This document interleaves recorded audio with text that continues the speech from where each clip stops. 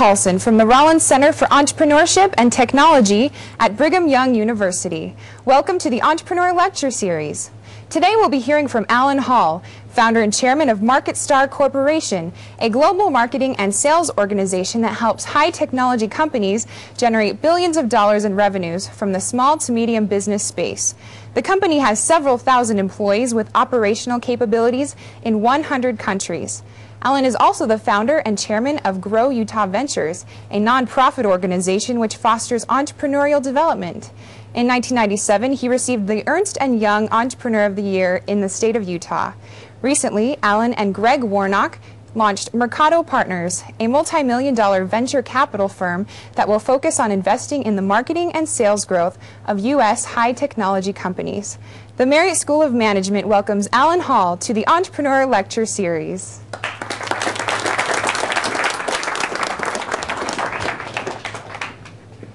Good morning, students. It's a wonderful opportunity for me to be here today because I'm pleased to announce the formation of a new company called Grow America.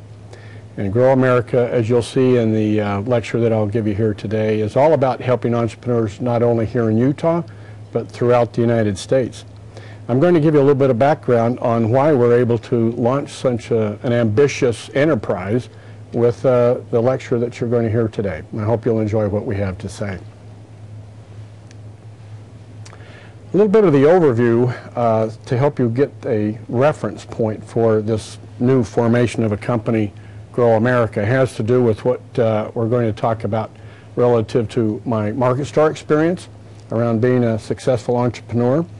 I'll also talk about Grow Utah Ventures and how that is helping entrepreneurs here in the state of Utah and how we're going to expand that across the United States.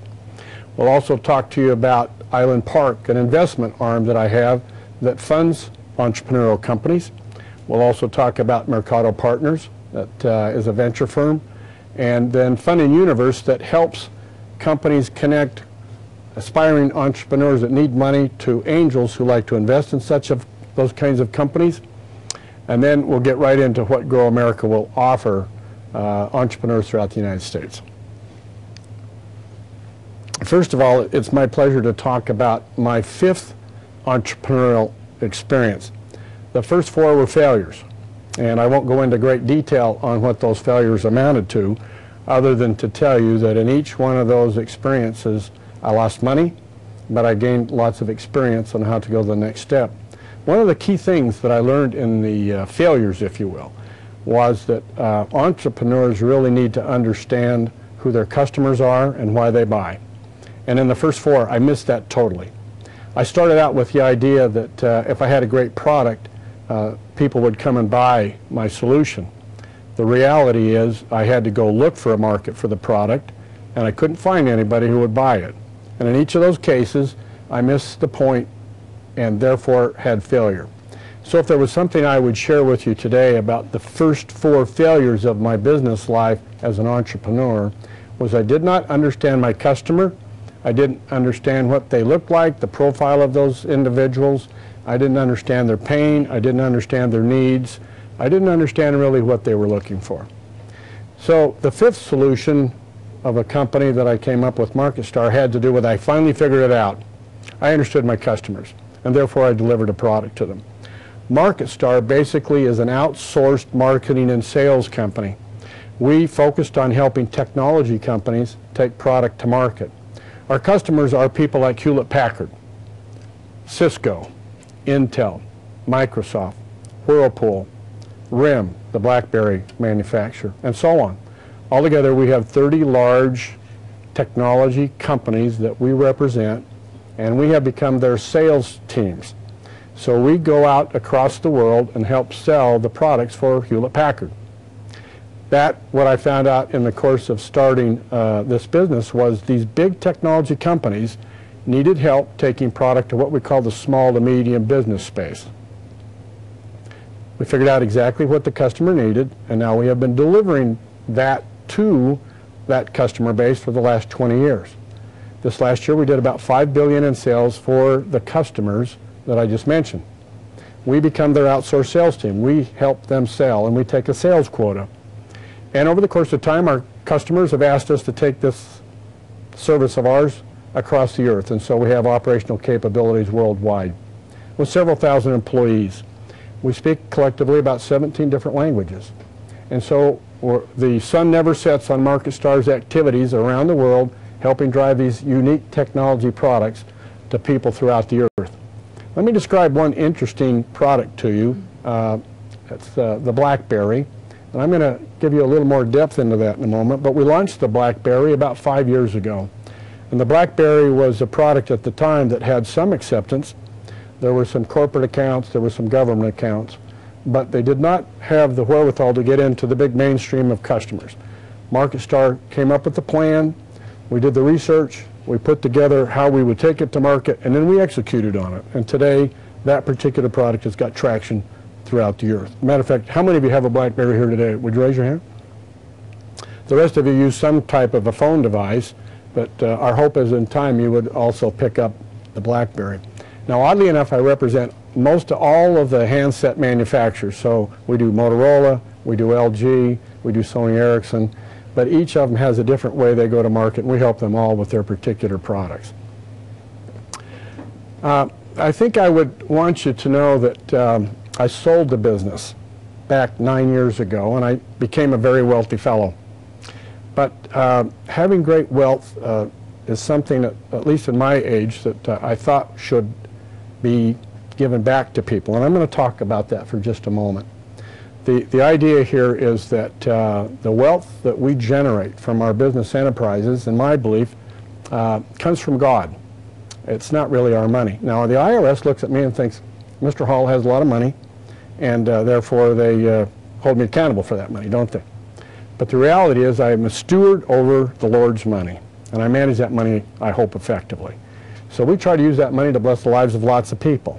We don't use it for our own personal gain at this point in time in our lives. We have enough to take care of ourselves, but with that money we choose now to give it away. I would also want you to know that when I started MarketStar, I had to have a loan to have enough working capital to grow the business, and I had to second mortgage my house. So I went to my wife and I said, Jeannie, we're going to need some extra money to grow this business. Would you be willing to sign a note with the bank? Now you have to understand, Jeannie, that if the business fails, that they will take our house.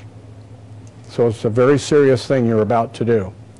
And she reflected on that and recognized that we have 6 children at the time, probably a cat and a dog, and if we were to lose the house, what would happen is that we would be sleeping in a tent in a park eating government cheese. That's the kind of risk that Jeannie took with me. She said, you know, Alan, you've had some other failures that haven't worked out. Is this one going to make it? And I said, I will really work hard, dear, to make sure that you don't end up in a tent. So I literally put countless hours into making sure this business succeeded, which it did. So one of the people that benefited from the wealth of the business was Jeannie.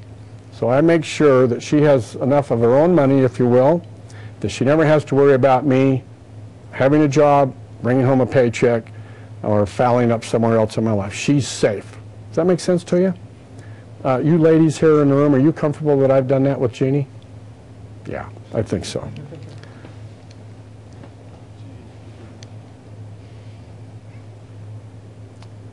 Let me just back up, make sure I got it all. Okay. All right, so with that wealth, we basically decided to give it back, give it away. And once Jeannie got a little supply of cash to make sure she was okay, we decided that we were going to give the rest of this money to whoever would need it. And the first place we saw it was, let's inspire other entrepreneurs to grow and develop their businesses. Let's do what we can to help entrepreneurs here in the state of Utah. Grow Utah then was established to, if you will, provide the means and the resources to help entrepreneurs grow their businesses. Grow Utah is a not-for-profit, so we don't aim to make any money.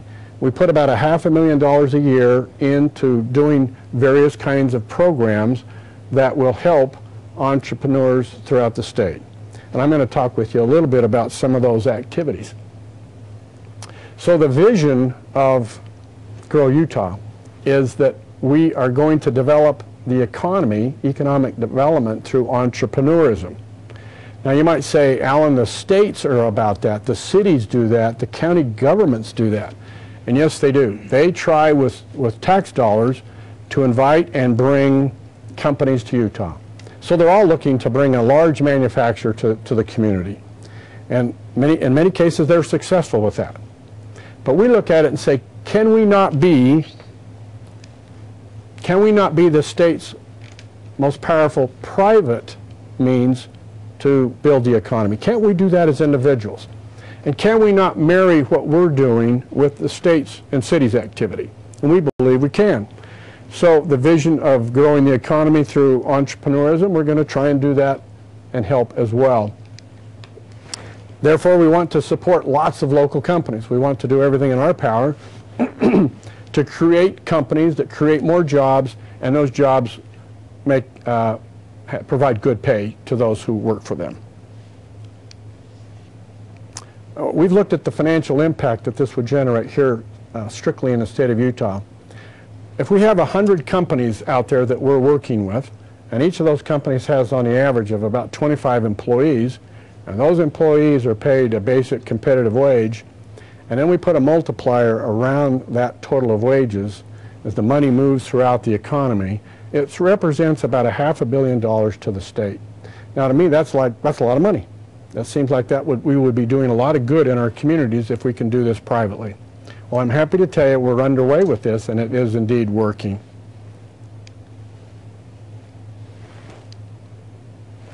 So, over the next few years, our goal and objective is to basically grow and help about 100 Utah companies. Today, we've been underway with this, and we have now 60 companies. So we have 40 more that we're going to help get to a state of affairs where they're very successful. Our goal is also to educate hundreds of entrepreneurs so they understand the basic fundamentals of running a business and how to be successful with that business. We want to create literally 4,000 new jobs throughout the state of Utah because entrepreneurs are, if you will, the source for growth. And you'll see we have a number of programs then that we offer. We focus on various clusters, technology clusters, etc., outdoor recreational products, aerospace, defense, financial services, and energy and natural resource services companies. We are also establishing, if you will, incubation facilities we call entrepreneurial stations or e-stations, which are places where entrepreneurs can reside and build their businesses. We are working on a program called Seed Utah, and I'll tell you more about that in a moment, which is a significant thing here in the state. We have Igniter networking events where entrepreneurs get together with their peers and talk about things they can do to be better at what they're doing. Launch Magazine is a new publication that's online that we offer to anybody for free that teaches them basic principles of entrepreneurism. eLink is a network that lets entrepreneurs connect with one another and talk about successes and failures and resources that they use, and they might share information with one another. And then lastly, we're involved in helping build an angel community of people who have money who will help entrepreneurs. So let me tell you a little bit about the e-stations, or these entrepreneurial stations. Our first one is an old bus depot in Ogden, Utah. This used to be where the Greyhound buses would pull in, pick up passengers or drop passengers off, and the bus would then leave town and off to another destination. This historic building was built in 1941, and when we went in to remodel this wonderful old bus depot, there was on the wall written the following: 1941, November 26th, all hell has broken loose in Europe. Hitler has invaded Poland, period. 10,000 people showed up to the dedication of the bus depot today, period. So we think this is quite an historic place where people came and went. In a like manner, this metaphor is all about people bringing their businesses in for a season, growing them up to a point until they have to leave and move on to larger facilities. So this little site in Ogden, Utah has turned out to be a significant building for entrepreneurs who are growing their space. Let me also tell you that we now have 2 other e-stations. One is located in Logan, Utah, on the campus of Utah State University in their Innovation Campus, where we are helping entrepreneurs in that part of Utah. The second one that we have now has been built in Kaysville, Utah, on the campus of the Davis Applied Technology College. It's a building of about 10,000 square feet, and it houses then entrepreneurs and other support business operations for that. Our goal with these e-stations is to have 2 in Salt Lake City, 1 at the University of Utah, and 1 downtown. We want to have 1 here in the Provo-Orem area, and we want to have 1 down in St. George. And that will then give us enough buildings across the state to provide these wonderful, very inexpensive resources for entrepreneurs to build their businesses. Now, the next topic is Seed Utah. And we recognized that this is an important initiative that we are carrying out to help the cities and towns help entrepreneurs grow in their community. As I mentioned to you earlier, the cities and towns use the tax dollars to attract new and big businesses to the community. We've said to the community leaders, why don't we focus more on the local talent that's here? Let's build the people that are in your communities with ideas. And so Seed Utah then began 2 years ago to approach the government leaders, business leaders in Washington County or Dixie, St. George, and said, let's get together a group of people and let's figure out how we can help your local entrepreneurial talent. And that has turned out to be a great success. We now have taken it to Morgan, Davis, and Weber counties, Box Elder County, and now Cache counties. We'll continue to take this program across the state to all the cities and towns so that everybody has the government supporting them. So when we go into a community, here are the things that we're looking to do. You'll see there are 4 bullets here that have to do with Seed Utah, that of stimulating the expansion of entrepreneurial development in a local area. The first thing we look at is entrepreneurial talent. We want to find and encourage people who can be entrepreneurs. They can raise their hand and say, I've got an idea, I've got something I would like to be able to do. The second thing is we want to help these entrepreneurs find money, and money is important to the growth of the enterprise. We need support infrastructure, meaning that the cities and towns are willing to support these entrepreneurs, that they might have facilities for them, there might be other things that they need to grow their business. And then lastly, we need to make sure that these talented entrepreneurs have great ideas that address a need in the marketplace. So when we go into a community, we actually assess this. We make sure that the community grades themselves on where they stand on these various points, and then we work to help them get better at what they can do to increase the wherewithal to help these various communities and entrepreneurs. Seed Utah is a wonderful project. Now, one of the other things we do in each of these communities is we sponsor a networking event we call the Igniter. And the Igniter is basically an event, as you'll see that we have these events throughout the course of the year, about 5 of them. Thousands of people show up to this to network and visit with one another. We also have some educational things that go on. We have guest speakers.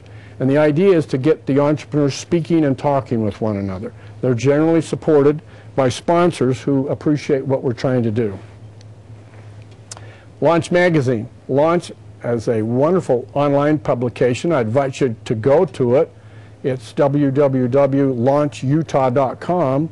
You can go there and download current issues, past issues, and in each one of these you'll find entrepreneurial information, articles, stories, interviews around some of the things that entrepreneurs need to consider when they launch and start their businesses. Finding money for entrepreneurs is a very important task, and most entrepreneurs struggle to find money. We recommend that entrepreneurs first go out and find the following: family, friends, and fools to invest in their first enterprise. I laugh because most of us sometimes become fools when we invest in our relatives' products, right? But that's where to start. Start with your own money, find some family, find some friends who are willing to invest in your enterprise. Following that, though, you generally need the next stage of investment dollars, and that is found with angel investors. Angel investors are individuals who are qualified investors, meaning they make enough money that they can, if you will, invest in a small company and lose that money without it being a hardship to them. And it's the only kind of money that the entrepreneur can take from this group of people. They are sophisticated investors. They understand the risk and the reward associated with an investment in an entrepreneurial company. Most angels invest a minimum of $25,000 per company or more, and generally an angel invests in about 10 different companies. So in the course of an angel's period of time, they will invest about $250,000 in 10 different companies. The odds are that those companies will perform in the following fashion. A third of them will bring a significant return to that investor, many, many times the investment. A third of those companies will only return the initial dollars that were put in, and a third of those companies will lose every dollar the entrepreneur put into the investment. The goal then is that the entrepreneur have some home runs, that at least 3 out of those are so successful it overcomes and compensates for the ones that just got you the money back and for those that you lost money on. Now, we have been working aggressively throughout the state of Utah to form angel groups, to get people of like mind to come together to step forward and help these wonderful entrepreneurs in the state of Utah with cash, with money. When we started this activity, there was one group in the state of Utah, the Utah Angels here in this valley. I'm happy to report that now we have 9 angel groups throughout the state, and approximately 80 angels who are in a position to give entrepreneurs such as yourself cash to invest in your business. Our goal is to double that number, so there are more and more men and women who are accredited investors who will put money into the startup enterprises of businesses. So continue to watch and look at what happens there. For more information about this angel network, you can go to growutahventures.com, and there on the website is a listing of all the angel groups and how to contact those angels relative to an investment in your company. Now, I wish to just speak for a moment about some private dollars that I have, and we have formed an investment organization called Island Park Investments. We have a substantial amount of money that we then personally put into the companies that we look at. And so to date, we have investments in 60 companies. Where Grow Utah Ventures is a not-for-profit and has no money to invest in companies, this is a private arm that comes around and invests in companies. We also then go to our angel network and say, we have made a lead investment in a company. We've done the due diligence. We've figured out the value of the business. We've done the legal documents. We invite you to join us in a particular investment. And so we take the lead here in the state to suggest to angels to get involved with certain companies that are appropriate. So you'll see here that from our personal funds, we move forward to make investments in companies. I have an executive by the name of David Norton who runs this enterprise for me.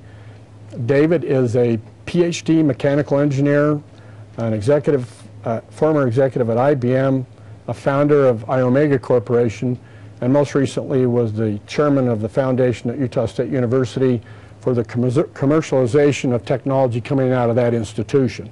David is a very sound and savvy businessman, and he runs then basically these investments that we have put our dollars into.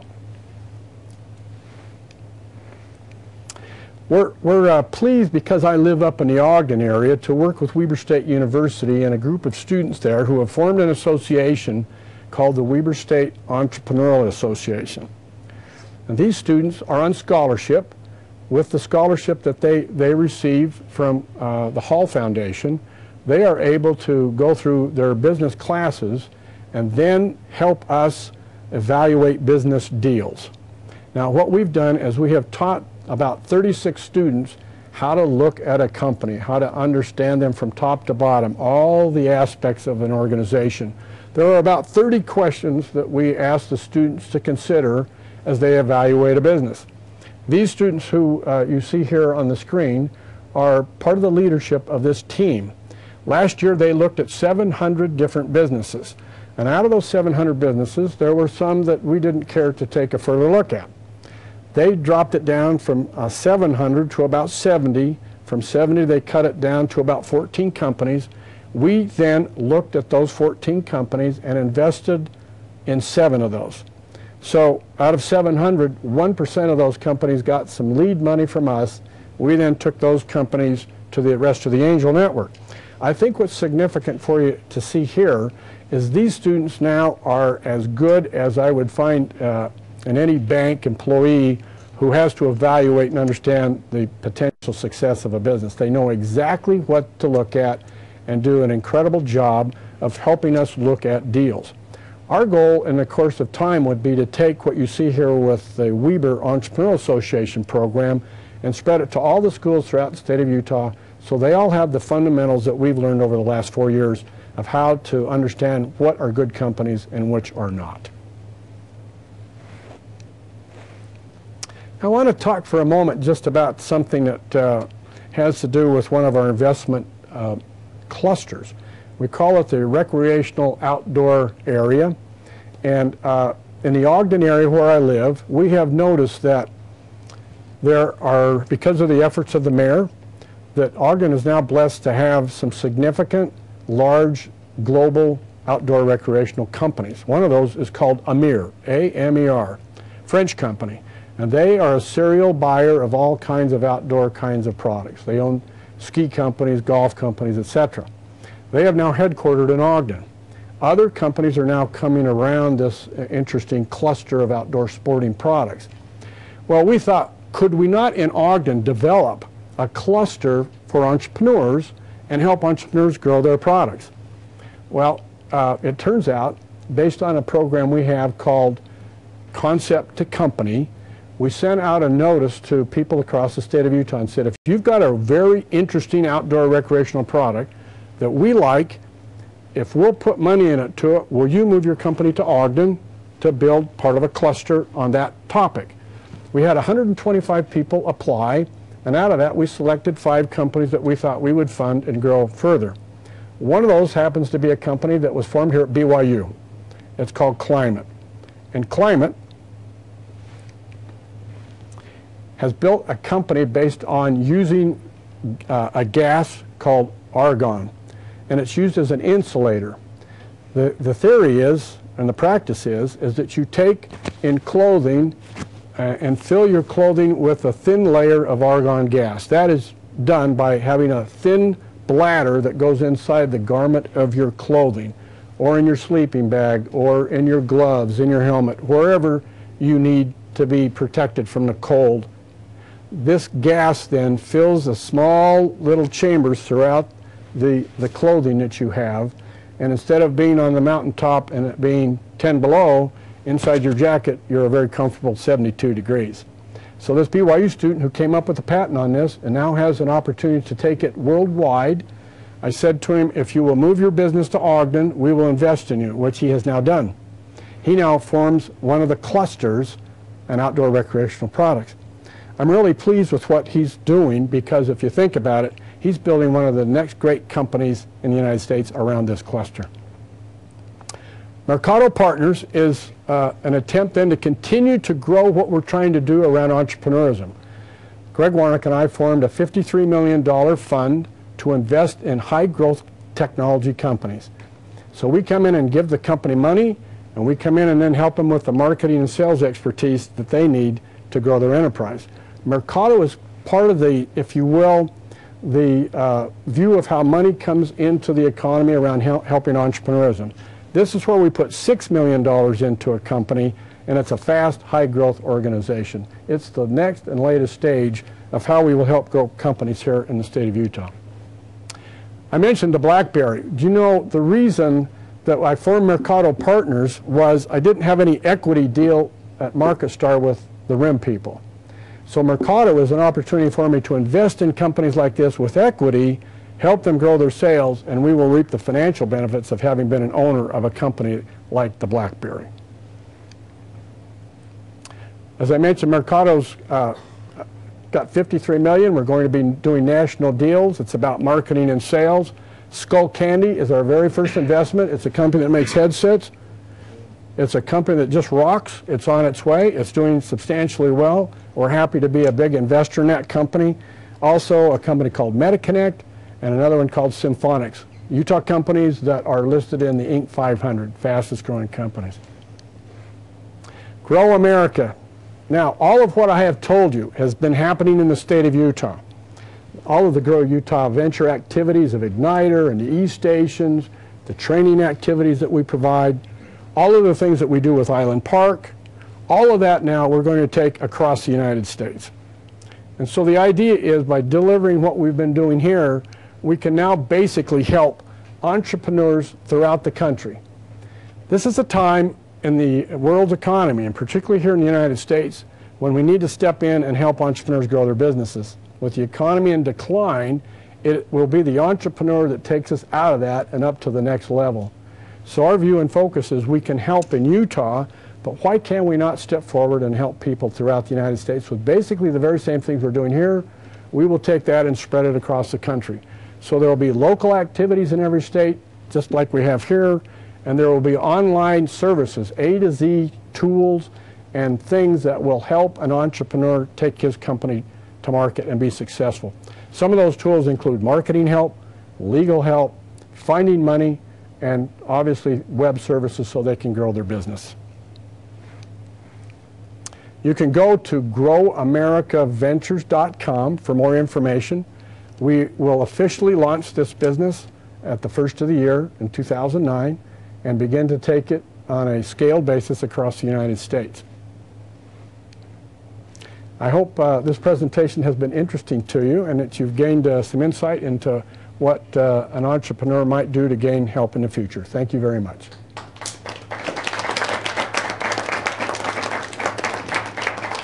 Now, I assume you might have some questions. Some of you who are entrepreneurs and would like to know more about what could happen. Do you have a question? Yes. Yeah, I actually want to know, with the Weber State Entrepreneurial Association, I want to know where I can learn the questions you're asking and how to do all of that as well. Is there something that you have, that a program you have that we can buy? That's a very good question. We actually just have the set of questions that we can send to you. If you'll go to alan@growutahventures.com and request that, I will send you the 30 questions. Please also note that we use a software package called AngelSoft. AngelSoft is been manufactured by a company out of New York that helps angels look at deals.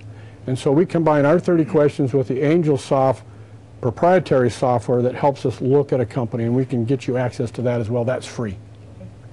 Yes. Now, these angel groups, are they interested in 501c3s or primarily business ventures? They're always going to be interested in business ventures because they want a return on their money. Now, let me just tell you how much they want. For every dollar they put in, they want 10 times their money back. Yeah. Now, you know why they need 10 times their money back? Because if you do the math on winners and losers, you have to have about that much to make sure you get some kind of return on your money. But that's what they're looking for. So where would you go if you're looking for investors for 501c3s? There are very few social entrepreneurs in the world. There are some, and it's a growing marketplace where there are people who do step in and help 501(c)(3)s with money. I happen to be a social entrepreneur. I'm involved in philanthropy. So in my case, I also fund not-for-profits, but I know I'm not going to get a return on that money. It's more charitable. You talk a lot about technology. Do you do any real estate investments? I have some real estate investments, but it's really more a minor thing for me. I generally like to stick to what I know best, and that's launching technologies. Yes? How old were you when you started your first business, the first of the four? I started my first business when I was basically about 30 years old. I had a day job, if you will, while I was doing that. And so I would work on my little entrepreneurial activities at night or on the weekend. I launched MarketStar when I was 43 years old. So I was a little older as an entrepreneur when I got that kicked off, but I had other opportunities to learn previous to that. Yes? How do you help entrepreneurs that have ideas develop their ideas? Well, one of the things we do is we teach a class in a program called Junto. In Spanish, Junto is a group or get together. And so what we do is we offer a free class that teaches the practical approach to entrepreneurism. So it's not an academic sort of a class, it's more around practical things. And in that class, it's an 8-week class that we offer once a week. We do this several times a year. Students are able then to understand how you think about coming up with an idea. So for example, one of the courses would be to help you just keep your eyes open to looking at needs that you find in the community yourself. You start to have your mind around things that would make a difference or an improvement. That's kind of where you start. So Junto is a course where we teach you how to think that way. How would we find out more information about? Again, you can go to growutahventures.com, and there's a site on the Junto there. In the future, where we do that in a classroom setting now, in the future we'll make that so it's online available to you as well, in addition to having classwork.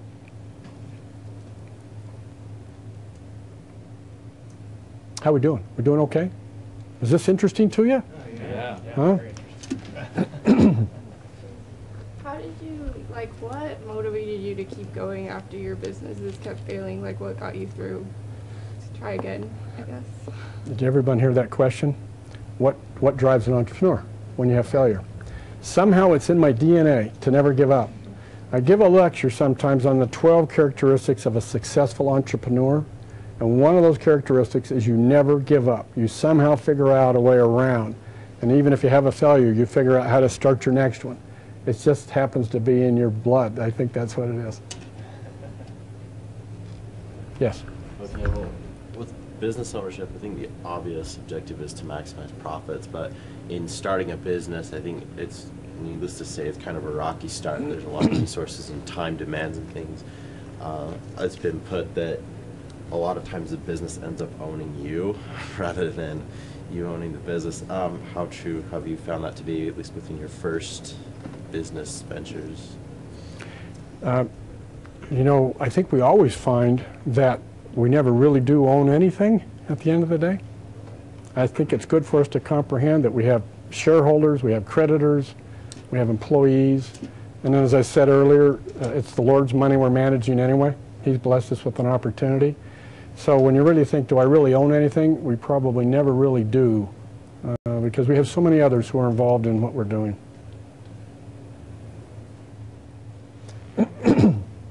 Anybody want to come to work for me? Yes. What's your background? What school did you go to? Oh, okay. I graduated from Ogden High School, played basketball there, and went up to Weber State, played basketball. Came down to BYU and got beat badly one night by 50 points. I'm just teasing you. Then at Weber State, I graduated in psychology. All right? And I thought psychology was a good background for somebody in business because you have to understand people behavior, right?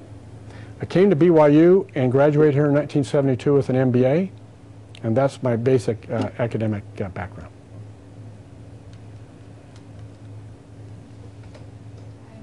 Yes, ma'am. What kind of businesses do you usually see coming into your e-stations? Are they mostly technological, or what kind? Now, we try to invest in strictly technology companies. That's what we like to understand. What we're now going to do in the future, because when I recognized that 700 businesses came looking for help and we only helped 7 of those, that told me we were just not helping broadly enough. So let me describe to you the 4 kinds of businesses and how we're going to try and go forward. The first is there's an entrepreneur who has a business we'll call self-employment.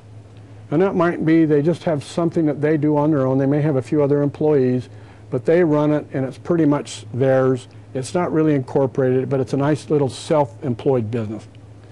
The next kind of business is what we call a lifestyle business. And that's where an individual just says, I'm never really going to sell this enterprise. I'm just going to kind of grow it and make an income off of it, and I'll have employees, and I might then transfer it to my children at some point in time, but it's never really going to be very large, but it's a nice little business. The third type of business is what we call one that has a national footprint, where there are enough customers throughout the United States that will potentially buy this particular product or service. And the fourth one is a company that has a global marketplace. So traditionally I've invested in number 3 and number 4, the national and global marketplaces, but around technology. Grow America Ventures is going to say, wait a minute, we're going to help the self-employed, we're going to help the lifestyle business, and the national and global businesses. But right now the e-stations have just technology. In the future I can see all of those 4 kinds of different businesses being in the e-stations.